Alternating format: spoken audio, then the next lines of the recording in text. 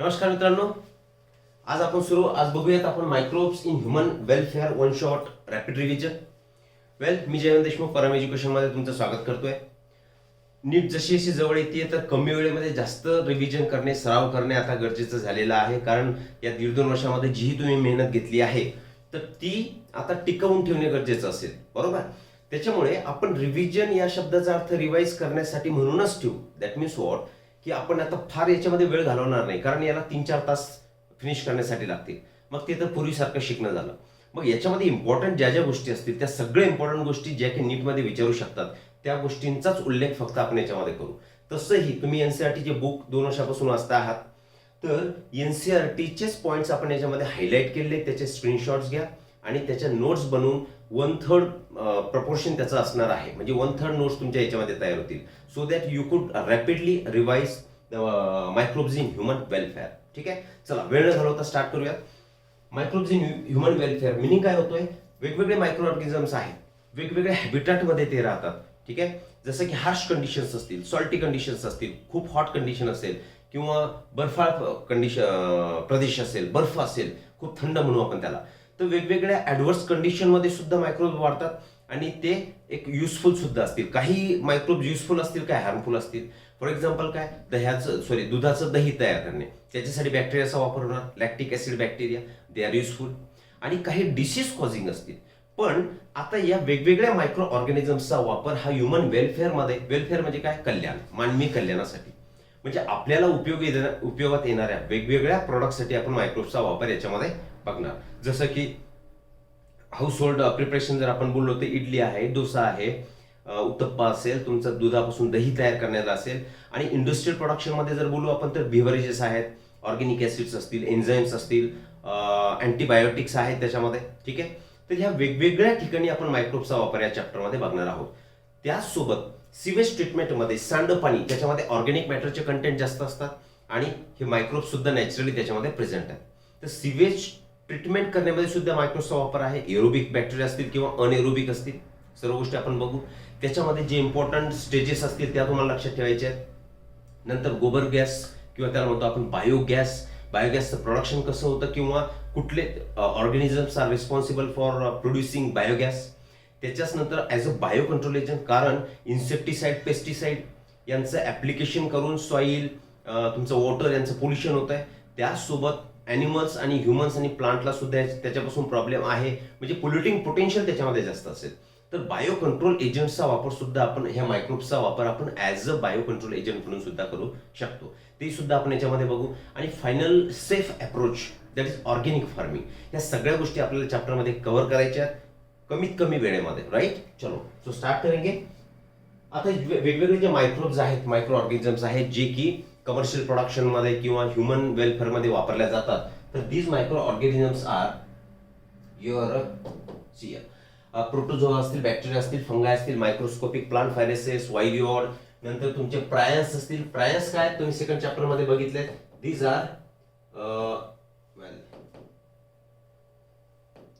R proteinaceous substances. ठीक आहे, proteinaceous material प्रायन्स बोललेलो आहे आपण. त्याच्यामध्ये बोव्हिन म्हणजे मॅडकाऊ डिसीज तो करणार आहे, असणार आहे त्याच्यामध्ये. ठीक आहे, तर हे झाले वेगवेगळे मायक्रोब्स. तर याच्यापैकी बॅक्टेरिया असेल, फंगस असेल, जास्तीत जास्त यांचा वापर आपण कशासाठी करणार, तर वेगवेगळे कमर्शियल प्रोडक्ट तयार करण्यासाठी. राईट राईट, चलो आगे बढेंगे.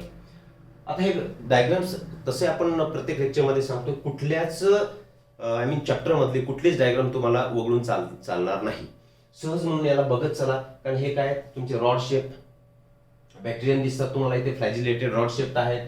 इथे हा बॅक्टेरियोफाज असेल, हे ॲडिनो व्हायरस असेल आणि हा तुमचा टोबॅको मोझेक व्हायरस असेल. जस्ट तुम्ही एक त्याची इन्फॉर्मेशन ठेवली पाहिजे, कारण जर डायग्राम तुम्हाला विचारली गेली तर you should be able to answer that question. Right, चलो. Microbes in household products. Household product कुठले आहेत आपल्याकडे, आताच बोललो आपण सी. आता याच्यामध्ये फारसं मी लिहिण्यामध्ये वेळ घालवणार नाही आणि एनसीईआरटीचे पॉईंट्स मी असे हायलाईट करून ठेवलेले आहेत. ठीक आहे, तर सी लॅक्टिक ॲसिड बॅक्टेरिया. ठीक आहे, लॅक्टिक ॲसिड बॅक्टेरिया काय करणार, मिल्कचं कन्व्हर्जन कशामध्ये करणार, कर्ड मध्ये करणार. म्हणजे milk is converted into curd. This is household product आणि इथे वापरल्या जाणार lactic acid bacteria.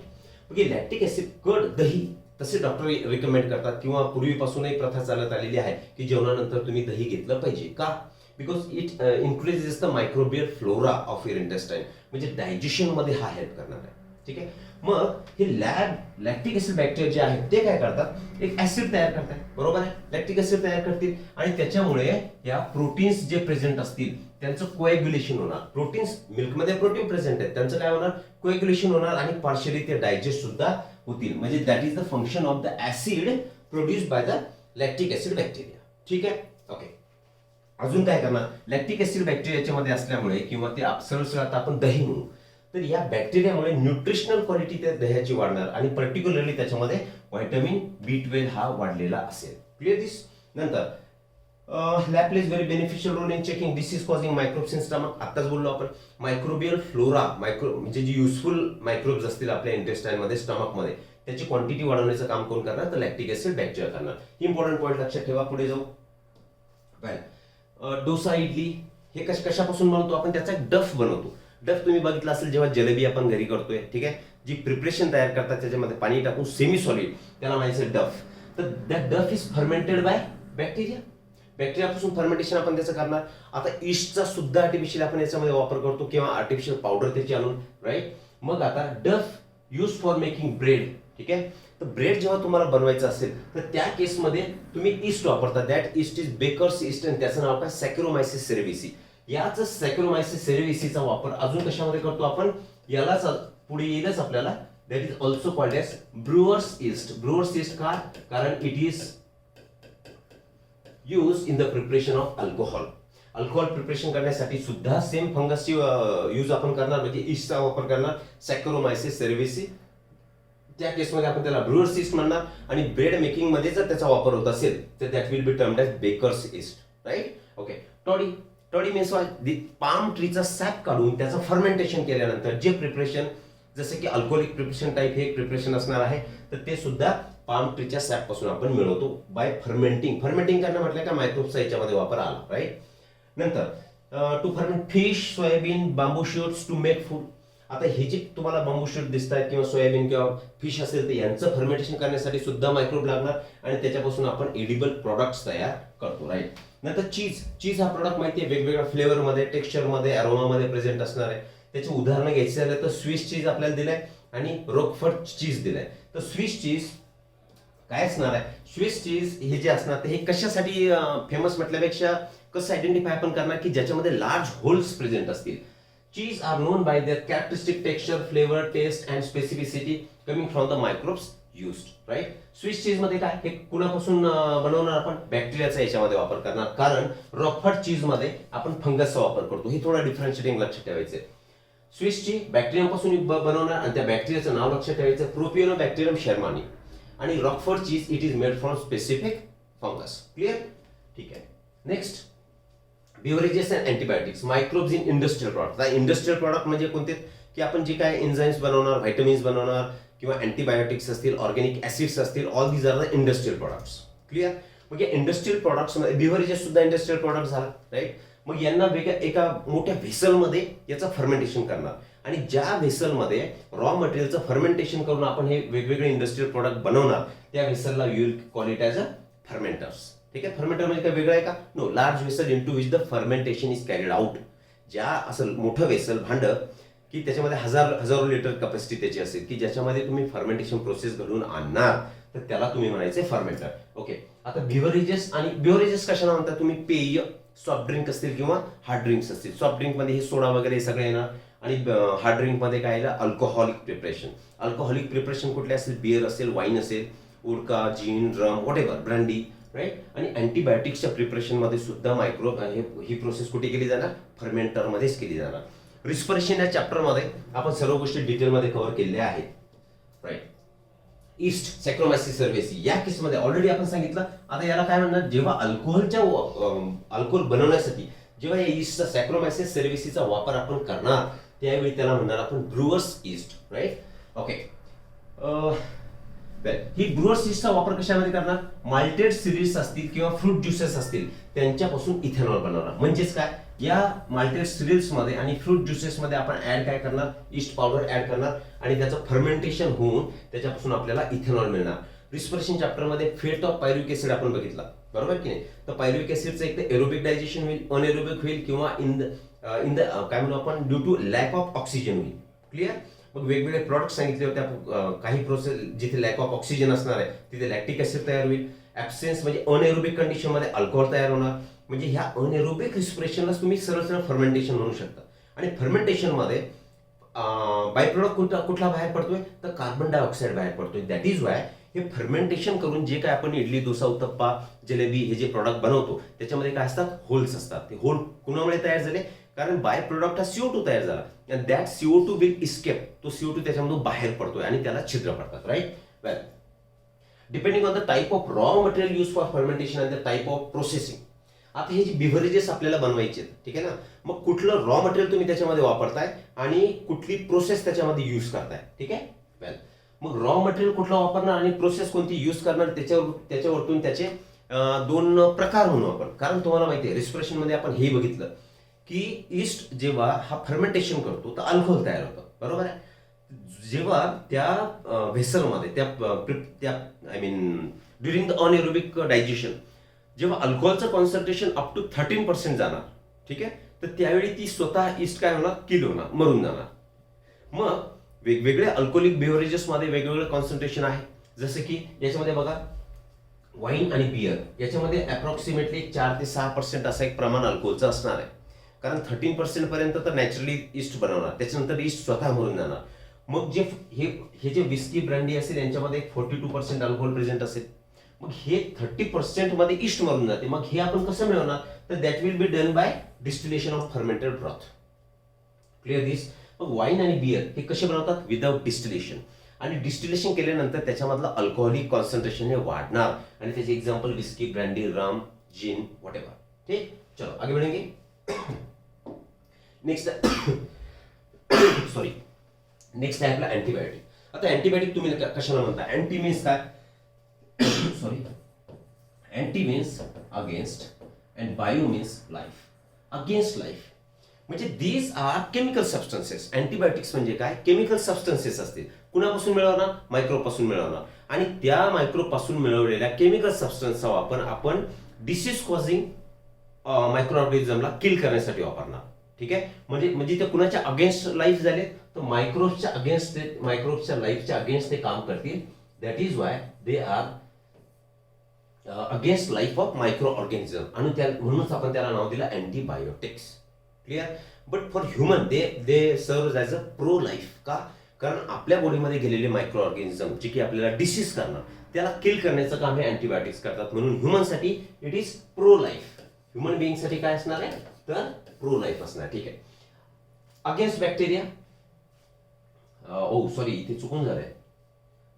Against bacteria म्हणजेच अँटीबायोटिक्स वर against bacteria and these are pro life with reference to human beings. Clear this. आता अँटीबायोटिकची discovery कशी झाली, पेनिसिलिन माहिती आहे तुम्हाला. सगळ्यात अगोदर जो ड्युरिंग सेकंड वर्ल्ड वॉर जेव्हा भरपूर सारे सैन्य मरून गेले तेव्हा त्यांना त्यांच्या ज्या वुंड्स हील करण्यासाठी किंवा त्यांना जे काही डिसीज झाले असतील ट्रीट करण्यासाठी कुठली आय मीन अँटीबायोटिक्स तोपर्यंत डेव्हलप झालेले नव्हते. सांगण्याचा मुद्दा ड्युरिंग सेकंड वर्ल्ड वॉर या पेनिसिलिनचा शोध लागला. कुणी लावला, अलेक्झांडर फ्लेमिंगने लावला. कसा लागलाय, लॅबोरेटरीमध्ये तो कशावरती काम करत होता, he was performing his experiment on Staphylococcus bacteria. कशावरती काम करत होता, स्टेफायलोकॉकस बॅक्टेरिया. एक्सपेरिमेंट झाल्यानंतर त्यांनी काही प्लेट धुतल्या असतील किंवा त्या अनवॉश्ड ज्या न धुतलेल्या प्लेट्स होत्या कुणाच्या स्टेफायलोकॉकस बॅक्टेरियाच्या. तर आफ्टर फ्यू अवर्स किंवा 1-2-3 दिवसानंतर जेव्हा त्यांनी लॅबोरेटरीमध्ये व्हिजिट केली त्यावेळी त्यांना असं सापडलं की स्टेफायलोकॉकाय बॅक्टेरिया त्या प्लेटमध्ये वाढू शकले नाही आणि तिथे एका मोल्ड म्हणजे फंगसची डेव्हलपमेंट झाली, ग्रोथ झाली. आणि दॅट फंगस इज पेनिसिलियम नोटॅटम. समजा it is the culture plate. या कल्चर प्लेटमध्ये स्टेफायलोकॉकस हे बॅक्टेरिया असते उदाहरण. ठीक आहे. वेल, तर ही अनवॉश्ड प्लेट होती, यांनी धुतली नाही. तर या ठिकाणी त्यांना काय एक ब्लॅक कलर सबस्टन्स सापडला. फॉर एक्झाम्पल इथे असा एक सबस्टन्स सापडला असेल तर या भागामध्ये त्यांना आता याची स्टेफायलोकोकायची ग्रोथ दिसली नाही. म्हणजे that staphylococci got killed by the presence of mould. ठीक आहे. आणि म्हणजेच त्यांनी अनालिसिस केलं, ऑब्झर्व केलं की याच्यापासून कुठला तरी केमिकल बाहेर पडला आणि त्यांनी या स्टेफायलोकोकायची ग्रोथ ही इनिबिट केली आणि त्या मूळचं जे नाव होतं दॅट नेम ऑफ दॅट मूळ वॉज पेनिसिलियम नोटॅटम आणि याचं पेनिसिलियम नोटॅटम त्या फंगसचं नाव असल्यामुळे मूळचं नाव असल्यामुळे त्याच अँटीबायोटिकला त्यांनी नाव दिलं पेनिसिलिन. इथे काय झालं की हे केमिकल ह्या फंगस पासून निघालं, ह्या मूळपासून पेनिसिलियम नोटॅटम पासून निघालं आणि त्यांनी बॅक्टेरियाला किल केलं. म्हणजे एका मायक्रो ऑर्गॅनिझमचा केमिकल दुसऱ्या मायक्रो ऑर्गॅनिझमला मारण्यासाठी वापरला गेला आणि त्यालाच त्यांनी अँटीबायोटिक म्हटले. मग कुठला झाला पहिला अँटीबायोटिक? Penicillin, right. पण त्याचं जे फुल पोटेन्शियल असेल की हा पेनिसिलिन किती पोटेंट आहे, म्हणजे किती ऍक्टिव्ह आहे किंवा किती त्याच्यामध्ये पोटेन्शियल आहे की मायक्रो ऑर्गॅनिझमला किल करू शकेल, तर that was established by Ernst Chain and Howard Florey. म्हणजे दोन क्वेश्चन याच्यामध्ये येतील. कोणी शोध लावलाय? तर अलेक्झांडर फ्लेमिंग लावलाय. कोणत्या बॅक्टेरियावरती काम केलं? स्टेफॅलोकोकावरती. कोणती मोल्ड होती? पेनिसिलियम नोटॅटम. त्याच्या नंतर याला नाव दिलं पेनिसिलिन. ओके. आणि याचे म्हणजे it is an effective antibiotic. ही इफेक्टिव्ह अँटीबायोटिक आहे हे कोणी सांगितलं? Ernst Chain and Howard Florey, ज्याच्यासाठी त्यांना नोबेल प्राइज सुद्धा मिळाला. ठीक आहे. चलो, हे काही याच्यामध्ये फक्त तुम्हाला इन्फॉर्मेशन म्हणून आहे, फक्त तुम्हाला सोर्सेस लक्षात ठेवायचे, बॅक्टेरियाचं नाव लक्षात ठेवायचं आणि डिस्कवरी लक्षात ठेवायची. Well, antibiotics have greatly improved the capacity to treat deadly disease. अगोदर काय होतं की भरपूर सारे 100 वर्ष अगोदर कुठलाही डिसीज आला की फटाफट लोक मरून जायचे, कारण तोपर्यंत त्या जे बॅक्टेरिया असतील, मायक्रो ऑर्गॅनिझम असतील, त्यांना मारण्यासाठी कुठलेही अँटीबायोटिक्स अवेलेबल नव्हते. पण जेव्हा अँटीबायोटिकचा शोध लागला त्यावेळी डेडली डिसीजेस लाईक प्लेग, व्हुपिंग कफ, हे नाव लक्षात ठेवायचे. व्हुपिंग कफला म्हणतात काली खासी, डिप्थेरियाला गालगोटू आणि लेप्रोसी म्हणजे कुष्ठरोग, असे वेगळे डेडली डिसीज जे आहेत त्यांना किल करण्यासाठी सुद्धा अँटीबायोटिक्सचा नंतर शोध लागला. ठीक आहे, पुढे जाऊ.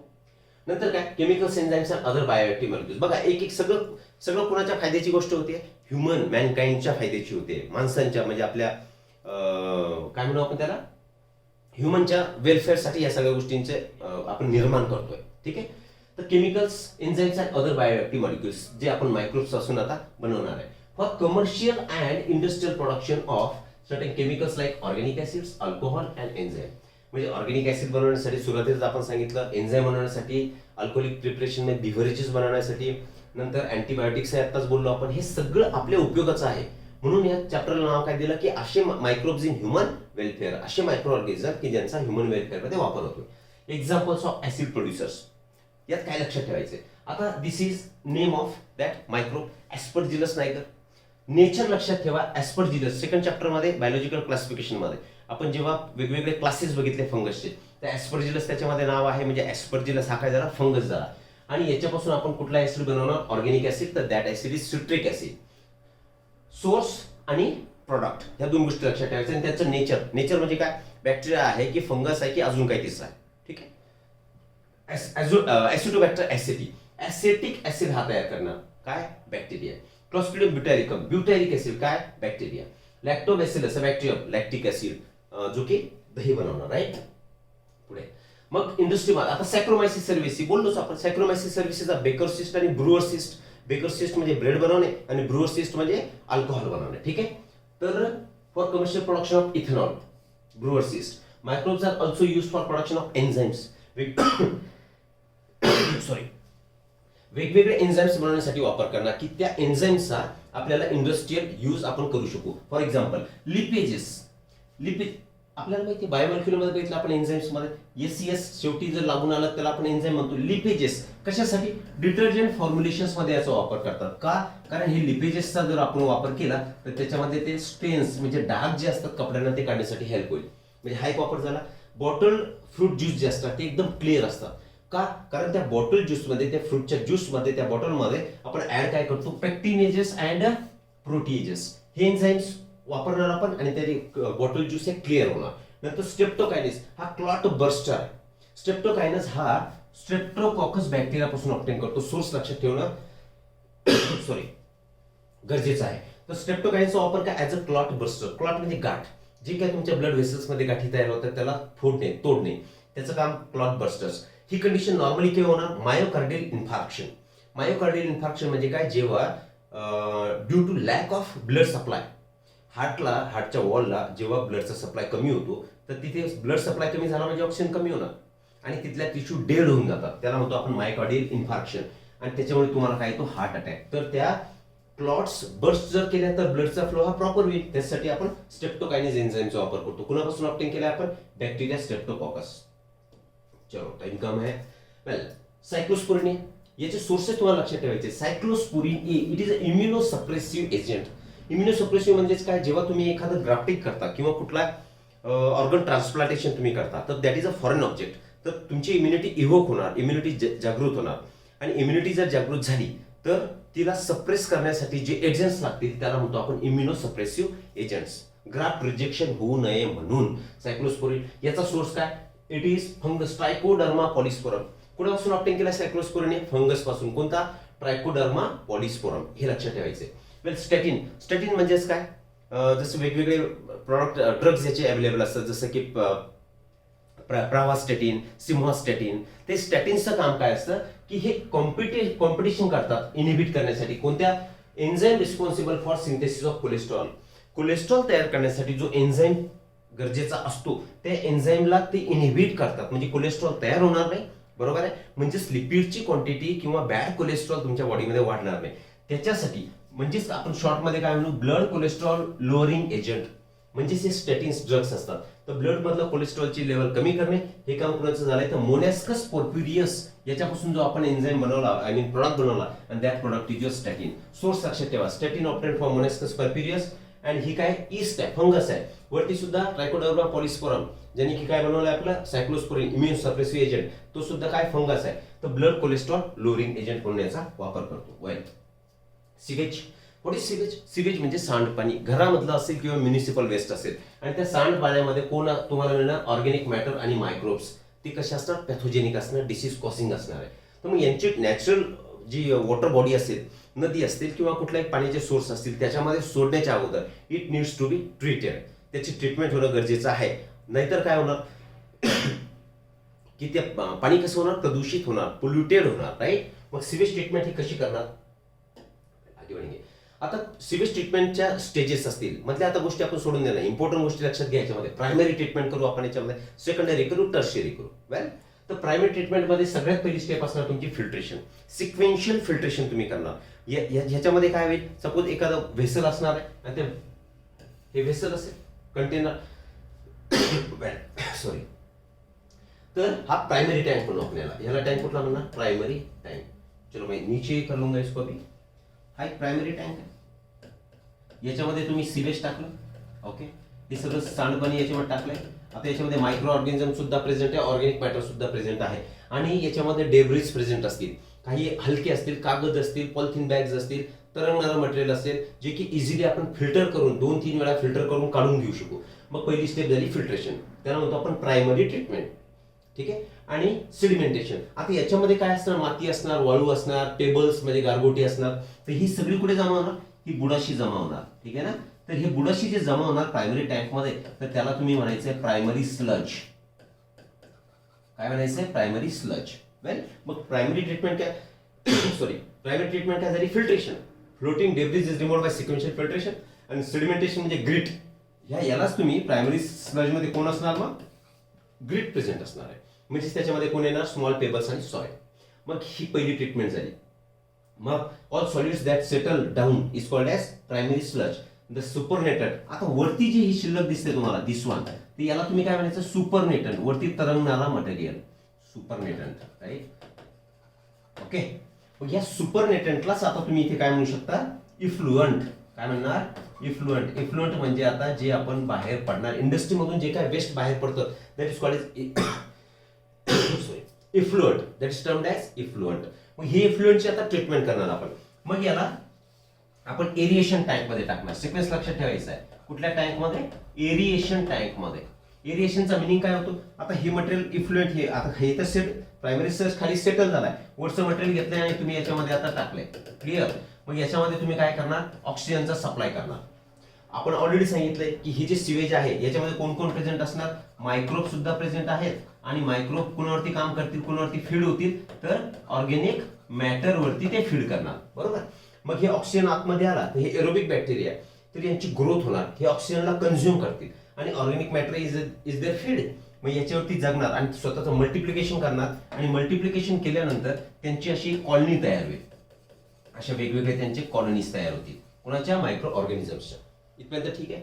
मग याला आता केव्हापर्यंत ही ट्रीटमेंट चालणार? जोपर्यंत बीओडी कमी होत नाही. बीओडी म्हणजेच काय? Biological oxygen demand. कशाला म्हणणार आपण की 1 लिटर जर पाणी असेल, 1 लिटर पाण्यामध्ये जितका ऑर्गॅनिक मॅटर प्रेझेंट असेल त्याला कंझ्युम करण्यासाठी जितका ऑक्सिजन गरजेचा आहे, that is called as biological oxygen demand. इथे बायोलॉजिकल का म्हटलं आपण? कारण मायक्रोब्स आहेत. ठीक आहे, हे लिव्हिंग एंटिटीज आहेत. तर हे गुणांचा वापर करतात ऑक्सिजनचा, आणि ऑक्सिजनचा वापर करून त्यांची ग्रोथ होणार, त्यांची कॉलनी तयार होणार, आणि त्या प्रोसेसमध्ये ऑर्गॅनिक मॅटरची क्वांटिटी कमी होणार. त्याला म्हणतो आपण बीओडी. 1 लिटर पाण्यामध्ये जितका ऑर्गॅनिक मॅटर प्रेझेंट आहे त्याला कंझ्युम करण्यासाठी जितका ऑक्सिजन लागतो, that is called as biological oxygen demand. मग ही इनडायरेक्टली मेजर कशाचं आहे? जर बीओडी जास्त असेल, बीओडी जास्त आहे म्हणजे काय? ऑक्सिजन जास्त लागतोय कुणाला? मायक्रोब्सला, म्हणजे त्याच्यामध्ये ऑर्गॅनिक मॅटर जास्त आहे. हे काय झालं? इनडायरेक्ट मेजर झाला बीओडी. राईट. वेल, मग काय केलं आपण याला? Bella superative effluent from the primary settling tank is taken to the secondary treatment, म्हणजे एरिएशन टँक मध्ये आपण आणलं. एरिएशन टँकचं आपण बोललेलो आहे. फक्त ही तुम्ही याचे स्क्रीनशॉट घेऊन बाकी बघू शकता. वेल, ठीक आहे. नेक्स्ट, आता ही कम्प्लीट प्रोसेस बघा. इथे primary effluent pass into the large aeration tank. आता सांगितलं हे प्रायमरी ट्रीटमेंट प्लांट होता. आता हा एरिएशन टँक आहे. इथे शॉर्ट मध्ये परत लिहू.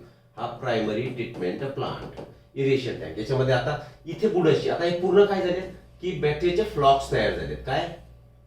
बॅक्टेरियाच्या कॉलनीज तयार झाले, म्हणजे याला म्हणायचं तुम्ही फ्लॉक्स. आता फ्लॉक्स मध्ये कोण कोण प्रेझेंट आहे? बॅक्टेरिया प्रेझेंट आहे, त्याला मी मायक्रोब म्हणतो, प्लस फंगल फिलामेंट सुद्धा याच्यामध्ये प्रेझेंट आहे.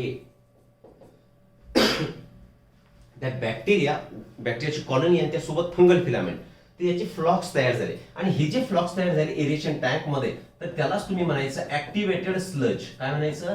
Activated sludge. पहिल्या केसमध्ये प्रायमरी सेटलिंग टँक मध्ये जे तुम्ही बघितलं, तर ह्या प्रायमरी ट्रीटमेंट किंवा सेटलिंग टँक मध्ये जे बघितलं त्याला म्हटलं आपण प्रायमरी स्लज, जे की ग्रिटने तयार झालं होतं. आणि आता एरिएशन टँक मध्ये मायक्रो प्लस फंगल फिलामेंट त्यांनी फ्लॉक्स तयार केले, तर त्याला म्हणायचं तुम्ही ऍक्टिव्हेटेड स्लज. आता यालाच तुम्ही ट्रान्सफर करणार तिसऱ्या भांड्यामध्ये. ठीक आहे. तिसऱ्या भांड्यामध्ये म्हणजे काय? हा दिस इज अ सेटलिंग टँक. हा कुठला टँक आहे? दिस इज सेटलिंग टँक. तर याच्यामधलं काय केलंय तुम्ही? हे पूर्ण इफ्लुएंट असेल याच्यामध्ये ऍड करून दिला. क्लिअर आहे?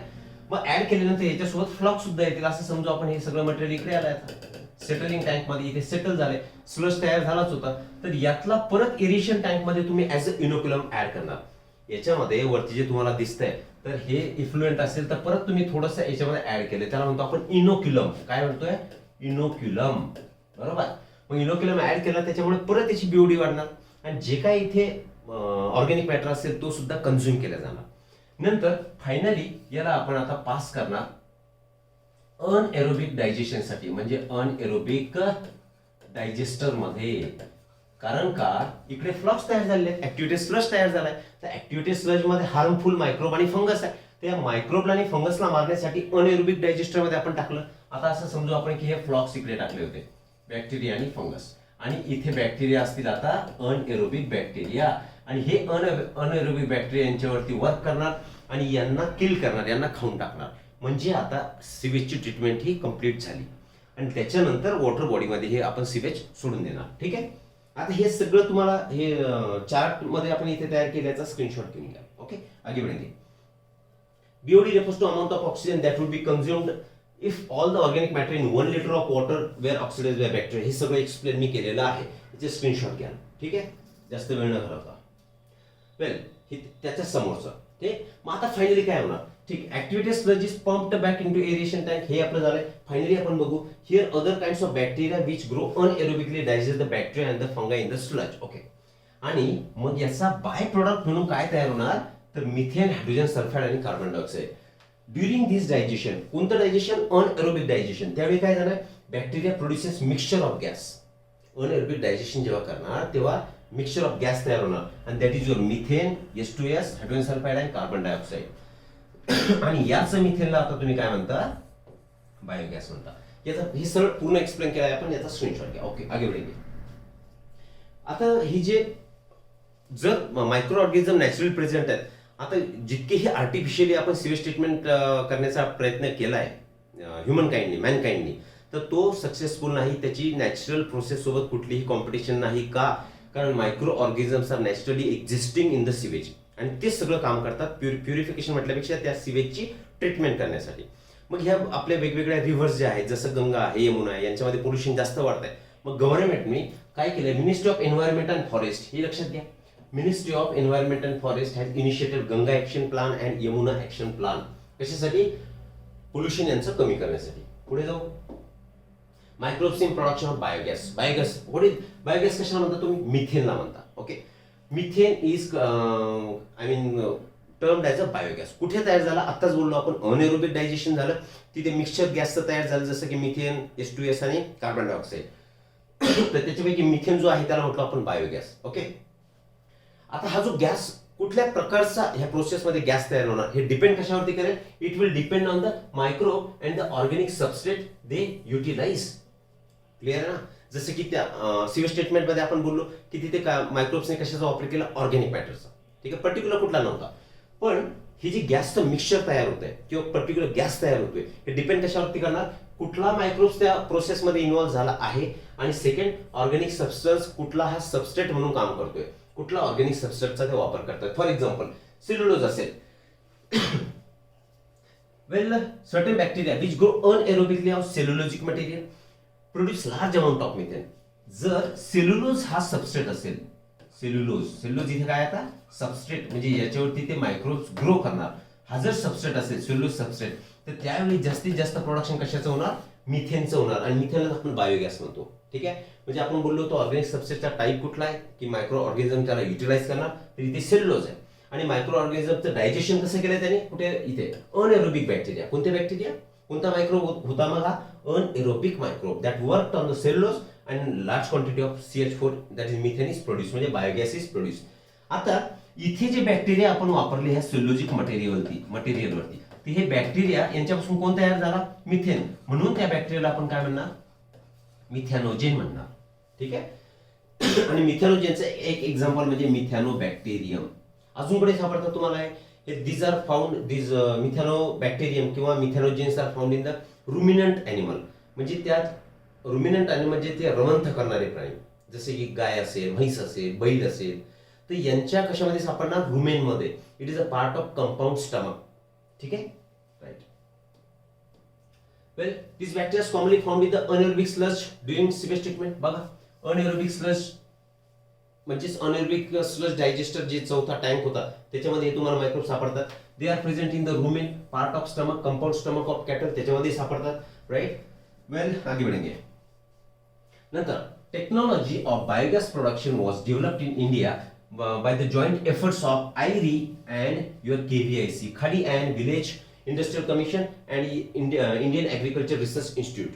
या दोघांच्या कंबाईंड एफर्ट्समुळे ही टेक्नॉलॉजी बायोगॅस प्रोडक्शनची ही रुरल एरियामध्ये, का? कारण रुरल एरियामध्ये म्हणजे ग्रामीण भागामध्ये तिथे सगळ्यात जास्त काय असणार आहे की कॅटल्स जास्त असणार शहरांच्या तुलनेमध्ये. त्याच्यामुळे बायोगॅसचा एक युनिट असणार आहे. बायोगॅस युनिटची डायग्राम आपण बघून घेऊ. जस्ट डायग्राम बघा. वेल, चलो.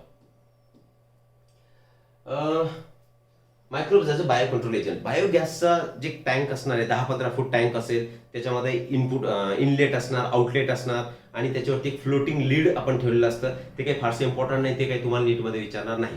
जसं जसं मिथेन तयार होईल तसा फ्लोटिंग लीड वरती येणार, आणि पर्टिक्युलरली त्याच्यामध्ये मिथेन जो तयार होतो तर त्याचा वापर आपण कशासाठी करणार? एक तर लाईटसाठी करणार, लाइटिंगसाठी, किंवा एक कुकिंग पर्पज त्याचा असणार आहे. ठीक आहे, तर त्याच्यामुळे आपण ती डायग्राम याच्यामध्ये घेतलेली नाही. पुढे जाऊ. Microbes as a bio control agents.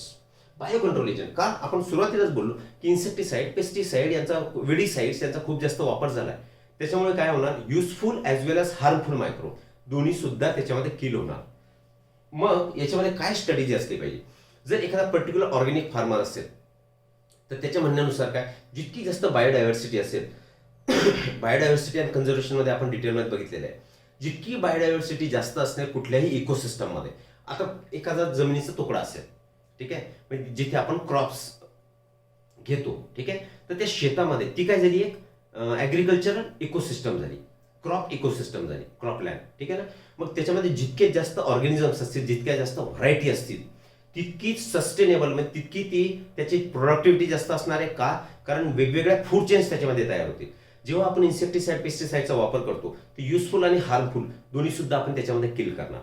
म्हणजे ऍक्च्युअल जे सॉइलमध्ये आपल्याला गरजेचे असणारे बॅक्टेरिया असतील ते सुद्धा मरतील, किंवा प्रिडेटर रिलेशनशिप त्यांच्यामध्ये असेल. मग आपल्याला नॅचरली जी प्रोसेस होतीये की एखादा प्रिडेटर असेल आणि तो आपोआपच त्याच्या भक्षकाला खाऊन टाकतो, तर आपलं काम सोपं झालं. ठीक आहे ना. मग ऑर्गॅनिक फार्मरच्या म्हणण्यानुसार कसं असलं पाहिजे की तुम्ही यातले पेस्ट किंवा इन्सेक्ट किंवा वीड्स हे 100% किल करू शकत नाही, आणि ते डिझायरेबल सुद्धा नाहीये. डिझायरेबल नाही म्हणजे तसं आपण करणंही चांगलं नाही. का? कारण आपण इकोसिस्टमला डिस्टर्बन्स करतो आहोत. ठीक आहे. तर ही याच्यामध्ये याचा स्क्रीनशॉट घेऊन घ्या. वेल, हा एक स्क्रीनशॉट घ्या. आता बोललो आपण याच्याबद्दल ऑर्गॅनिक फार्मर, ही सगळ्या गोष्टी याच्यामध्ये आता आपल्या डिपेंडंट डिस्कस झाल्या. Use of bio control measures will greatly reduce our dependence on toxic chemicals and pesticide. जे आता आपण बोललो की सगळं इकोसिस्टम डिस्टर्ब होणार. का? कारण आपण पेस्टिसाइड, इन्सेक्टिसाइड हे केमिकल वापरतो. मग याला एक ऑप्शन म्हणून काय, तर याला ऑप्शन म्हणजे बायो कंट्रोल मेजर्स, म्हणजे बायो कंट्रोल एजंट्स, म्हणजे लिव्हिंग ऑर्गॅनिझम्सचाच वापर करून आपण ते इन्सेक्ट किंवा पेस्टला किल करणार. वेल, an important part of the biological farming approach is to become familiar with the various life forms that inhabit the field. कोणते कोणते लाईफ फॉर्म तिथे राहतात ते आपल्याला बघणं गरजेचं आहे. प्रिडेटर्स कोणते आहेत, भक्षक कोणते आहेत, भक्ष्य कोणता आहे, अँड ऑल्सो त्यांच्या लाईफ सायकल कसे चालतात, त्यांचं पॅटर्न कसं आहे फिडिंगचा. Well, and habitat that they prefer, कोणत्या हॅबिटेटला ते प्रिफर करतात.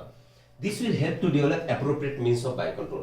जिथेही काय म्हणू आपण त्याला सेन्सिटिव्ह एरिया असेल, इकोलॉजिकली सेन्सिटिव्ह एरिया, त्या ठिकाणी आपण बायो कंट्रोल एजंटचा नक्कीच वापर करतो. Right. Okay.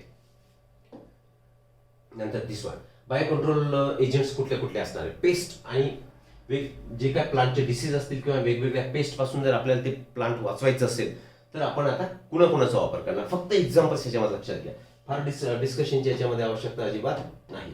C here, the ladybird it kills aphids. इतकंच एक्झाम्पल लक्षात घ्या. म्हणजे हे काय, तुमचे beetles with red and black marking, त्याला सांगते तुम्ही लेडी बर्ड. ब्लॅक आणि रेड मार्किंगचे जे बर्ड्स असतील, लेडी बर्ड म्हणा, ते ऍफिड्सला खाणार. आणि ड्रॅगन फ्लाईज हे कोणाला खाणार, मॉस्किटोची क्वांटिटी त्याच्यामध्ये कमी करणार. जस्ट एक्झाम्पल हायलाइट केले आपण. Microbial biocontrol agent to control butterfly, caterpillars, bacteria, bacillus thuringiensis. BT बद्दल बायोटेक्नॉलॉजीमध्ये आपण डिटेल बघितलेला आहे. तरी सुद्धा बॅसिलस thuringiensis, ठीक आहे ना, ही कशामध्ये अवेलेबल असते, एक सॅशेमध्ये, का काय म्हणू आपण त्याला, पिशवीमध्ये अवेलेबल असणार आहे. ठीक आहे. आणि मग याचं काय, वॉटरमध्ये आपण त्याला मिक्स करणार आणि ते पूर्ण त्या झाडावरती स्प्रे करणार. स्प्रे केल्यानंतर, कारण हा जो बॅक्टेरिया जो आहे बीटी, बॅसिलस thuringiensis, हा काय करतोय की कॅटरपिलरला काय करणार, किल करणार. कोणती कॅटरपिलर, बटरफ्लाय, याला किल करणार. कशी किल करणार, सी, की सपोज आता काय केलंय, हे पान, हे झाड होतं समजा, आणि हे झाडाचं पान, याच्यावरती आता आपण हे सगळं स्प्रिंकल केलंय, फवारलंय, काय, बीटीचं सोल्युशन. तर ती लार्वा येणार, तर larva will feed on this. Larva हे पान खाणार, तर लार्वाच्या कशामध्ये ते जाणार, गटमध्ये जाणार. म्हणजे लार्वाच्या गटमध्ये आता कोण आलंय, बॅसिलस thuringiensis हा मायक्रोब आला. मग त्या गटमध्ये, त्या गटला तो काय करणार, तिथे स्वेलिंग करणार, ऍक्टिव्ह फॉर्म मध्ये कन्वर्ट होणार. कारण अगोदर हा बीटी कसा असतो, इनएक्टिव्ह फॉर्म मध्ये, पण त्याच्या गटमध्ये केलं की स्वेलिंग येणार. अँड दॅट लार्वा विल, ठीक आहे, बघून घेऊ आपण. These are available in sachets as a dried spores. कोणत्या स्वरूपात अवेलेबल असतात BT, dried spores, which are mix with the water and spread on the vulnerable. Vulnerable म्हणजे ज्या प्लांटवरती अटॅक होतो. कोणते कोणते प्लांट आहेत, example, these are brassicas and fruit trees where these are eaten by the insect larva. Larva त्याला खाणार, त्याच्या गटला swelling येणार, ते मरून जाणार. क्लिअर. म्हणजे त्याचा आपोआपच नॅचरली म्हटल्यापेक्षा इन्सेक्टिसाइड, पेस्टिसाइड न वापरता त्याचं आपण किलिंग केलंय. In the gut of the larva, the toxin is released and larva get killed. सांगितलं आपण. Scientists have introduced BT toxin gene into plant. बायोटेक्नॉलॉजीमध्ये याचा परत उल्लेख होईल आणि डिटेलमध्ये आपण याला बघितलेलं आहे. वेल, कोणता जीन असतो, कुठे लिहिलं मी, बीटी. ही जी बीटी असेल तर बीटीचा जीन कुठला आहे, क्रायजीन. हा क्रायजीन कशामध्ये इंट्रोड्यूस केला, प्लांटमध्ये इंट्रोड्यूस केला. म्हणजे प्लांटच्या ऑल पार्ट्स मध्ये आता हा जीन प्रेझेंट असणार आहे. हा जीन काय करणार की बीटी तयार करणार, बॅसिलस thuringiensis, प्रत्येक पार्ट मध्ये. आणि मग सेम मेकॅनिझम, आता जे बोललो की फायनली मग त्याची लार्वा काय होणार, त्याच्या गटमध्ये गेल्यानंतर larva will be killed. Clear. Okay. नंतर such plants are resistant to attack by insect pest. Obvious आहे, त्या प्लांटच्या पूर्ण पार्ट मध्ये म्हणजे आता कुठला अटॅक त्यांच्यावरती होणार नाही. आणि याचं एक्झाम्पल काय, बीटी कॉटन, बीटी ब्रिंजल सुद्धा आहे, बीटी सोयाबीन सुद्धा आहे, बीटी टोमॅटो सुद्धा आहे. क्लिअर. तर इतके हे फक्त जस्ट इन्फॉर्मेशन लक्षात घ्यायची. आता हायलाइट केलेले पॉईंट याच्यामध्ये लक्षात घ्यायचे. ओके, आता बघा बायोलॉजिकल कंट्रोल एजंटमध्ये आता बोललो आपण बीटीचा वापर होईल. सेकंड वापर होणार तुमचा Trichoderma second chapter of biological classification. This is a fungus. आता हा फ्री लिव्हिंग फंगस आहे, रूट इकोसिस्टम मध्ये प्रेझेंट असणार आहे, म्हणजे मातीमध्ये फ्री लिव्हिंग आहे, सॉइल मध्ये, आणि हा फ्री फॉर्म मध्ये आहे. तर हा काय करतोय, इफेक्टिव्ह बायो कंट्रोल एजंट आहे सेव्हरल प्लांट पॅथोजन. मग त्या रूटला जे काय पॅथोजन डिसीज करणार तर त्यांना सुद्धा हा किल करणार. ओके, नंतर बॅक्युलोव्हायरस ही दुसरी कॅटेगरी. आता फंगसचा बोललो आपण, एक फक्त लक्षात घ्या, ट्रायकोडर्मा रूट इकोसिस्टम मध्ये प्रेझेंट आहे आणि इट इज फ्री लिव्हिंग फंगाय, आणि हा सेव्हरल प्लांट पॅथोजनला किल करणार. क्लिअर. नेक्स्ट आहे तुमचा व्हायरस. ओके, अगोदर बॅक्टेरिया झाला, नंतर फंगस झाला, आता व्हायरस. व्हायरस कोणता, बॅक्युलोव्हायरस. बॅक्युलोव्हायरस काय करतोय, it attack insects and other arthropods. लक्षात घ्या, ते हायलाइट केलं, फक्त सरळ सरळ तुम्ही याला नोट करून घ्या. इन्सेक्ट्सला आणि काही ऑर्थ्रोपोड्सला किल करण्यासाठी तुम्हाला बॅक्युलोव्हायरसचा वापर करणार. मग इथे सुद्धा तुम्हाला पेस्टिसाइडचा वापर करण्याची आवश्यकता नाही. Right. Majority of the baculoviruses are nucleopolyhedrovirus. हे जे बॅक्युलोव्हायरसेस आहे तर यांचं जे जिनस आहे तर that genus is NPV. Okay, nucleopolyhedrovirus. इतकं लक्षात आहे. जिनस कोणता आहे, हे बॅक्युलोव्हायरस कुणाच्या अगेन्स्ट काम करतात, ऑर्थ्रोपोड आणि इन्सेक्ट. त्यांचा जिनस कोणता आहे, NPV, nucleopolyhedrovirus. Right. Viruses are excellent candidates for species specific narrow spectrum insecticidal applications. म्हणजे काय, पर्टिक्युलर स्पेसिसलाच हे बॅक्युलोव्हायरसेस त्यांच्यावरती काम करतील, त्यांना किल करतील, म्हणून आपण त्यांना बोललो नॅरो स्पेक्ट्रम इन्सेक्टिसाइडल ऍप्लिकेशन मध्ये याचा वापर होतो. हे पूर्ण याला स्क्रीनशॉट घ्या. नेक्स्ट. ओके, जेव्हा इकोलॉजिकल सेन्सिटिव्ह एखादा पर्टिक्युलर एरिया असेल त्या ठिकाणी आपल्याला युजफुल हार्मफुल दोन्ही तिथे एका कंट्रोलमध्ये ठेवायचे. त्याला म्हणतो आपण इंटिग्रेटेड पेस्ट मॅनेजमेंट. तिथे बायो कंट्रोल एजंटचा आपल्याला निश्चित फायदा होतो. IPMचा लॉंग फॉर्म लक्षात घ्यायचा आहे, integrated pest management. Okay, microbes as a bio fertiliser. Bio fertiliser म्हणून, बायो फर्टिलायझर कशाला म्हणणार तुम्ही, वेल हे ऑर्गॅनिझम्स असतात, जसं की सायनोबॅक्टेरिया असतील, सीएल. Chemical fertilisers has contributed significantly to the pollution. हे जे केमिकल फर्टिलायझर आपण वापरतो त्याच्यामुळे पाण्याचं, सॉइलचं काय होतंय, पोल्युशन होतंय. मग त्याऐवजी आपण काय वापरणार, बायो फर्टिलायझर. बायो फर्टिलायझर्स म्हणजेच काय, simply this is a well. या बायो फर्टिलायझर मध्ये ऑलरेडी आपण सांगितलं सीएल की बॅक्टेरिया असतील, फंगस असतील आणि सायनोबॅक्टेरिया सुद्धा असतील.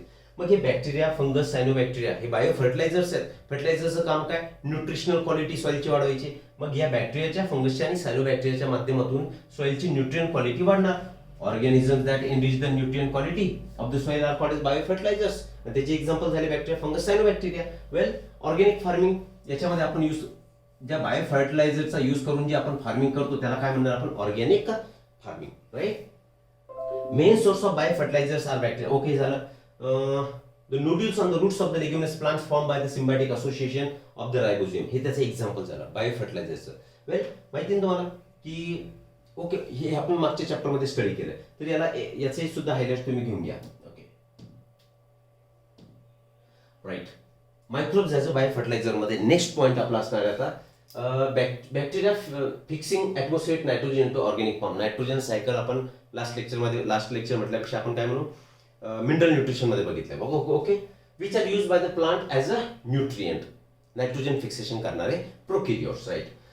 Other bacteria can fix atmospheric nitrogen while free living in the soil.